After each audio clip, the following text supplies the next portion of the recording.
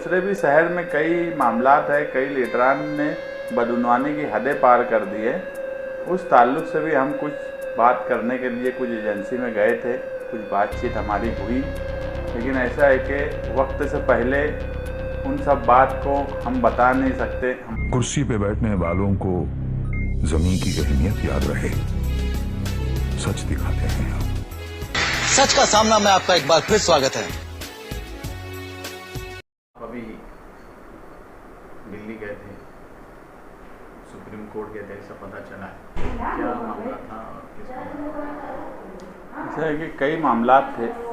मालेगांव शहर में मुसलसल कई सालों से देख रहे हैं, ख़ास तौर से साफ़ सफाई के निज़ाम में कोई दुरुस्ती नहीं होती और ना ऐसा कुछ हो रहा है कि जिसकी वजह से शहर में ये बुनियादी सहूलत आवाम को अच्छी तरीके से मिले।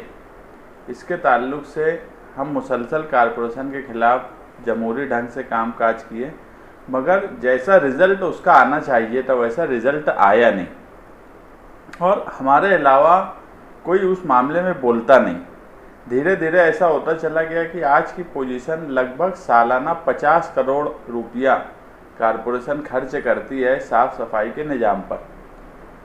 आने वाले वक्त में जो वाटर ग्रीस कंपनी साफ़ सफाई का ठेका 10 साल से चला रही है, उसका ठेका ख़त्म होने वाला है। उसके ताल्लुक से हमने लेटर दिया कमिश्नर को, उस पर हमको जवाब भी दिया गया कि आने वाले वक्त में हम प्रोसीजर शुरू कर रहे हैं और उसका ठेका ख़त्म करेंगे।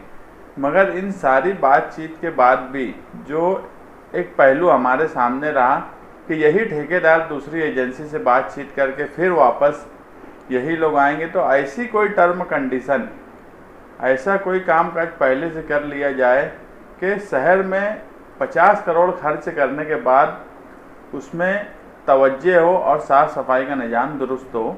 ये काम था। दूसरे भी शहर में कई मामलात है, कई लीडरान ने बदउनवानी की हदें पार कर दी है। उस ताल्लुक से भी हम कुछ बात करने के लिए कुछ एजेंसी में गए थे, कुछ बातचीत हमारी हुई, लेकिन ऐसा है कि वक्त से पहले उन सब बात को हम बता नहीं सकते। हमारे साथ एडवोकेट अजीम खान भी थे। हमने कोर्ट के जो बड़े लॉयर हैं, 2-3 अलग अलग लॉयर से भी कई मामलात में बातचीत की। एक एजेंसी में बोला कि हम गए थे, वहाँ पे भी हमने कुछ बातें रखी। उन्होंने हमसे कुछ डॉक्यूमेंट एविडेंस मांगे हैं, हम उसकी तैयारी कर रहे हैं। इसलिए पहले से वो बातें अवामी तौर पे नहीं बोल सकते कि आज के वक्त में प्रूफ के लिए डॉक्यूमेंट से हासिल करना भी एक बड़ा चैलेंज होता जा रहा है।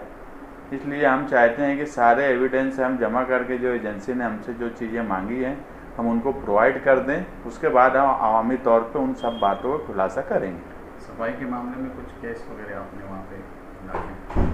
नहीं, अभी कोई केस दाखिल नहीं किए। अभी हमने डॉक्यूमेंट दे के आए कि यहाँ पे कमिश्नर ने जो हमको लेटर दिया था वो देकर आए और वहाँ से हम कुछ मालूमात ये ले रहे हैं कि एडवोकेट अजीम खान ने कहा कि सेक्शन 142 के तहत केस हम हाईकोर्ट में डायरेक्ट भी दाखिल कर सकते, मगर जैसे ग्रीन ट्रिब्यूनल है, इस तरह हाईकोर्ट में भी कुछ सेक्शन है जिसकी वजह से कोई ऐसा ऑर्डर हम लाना चाहते हैं कि सिर्फ सवाल ये इसको मुद्दतवार ना मिले, अगला फिर ये घूम गया, कुछ ऐसी कंडीशन आ जाए कि ठेका कोई भी ले उसके ऊपर एक प्रेशर हो, प्रशासन पे प्रेशर हो। मैं पहले ही एक बात क्लियर बोला कि हमने साफ़ सफाई के ताल्लुक से बहुत कोशिश की, बहुत आंदोलन किए, तहरीक चलाई।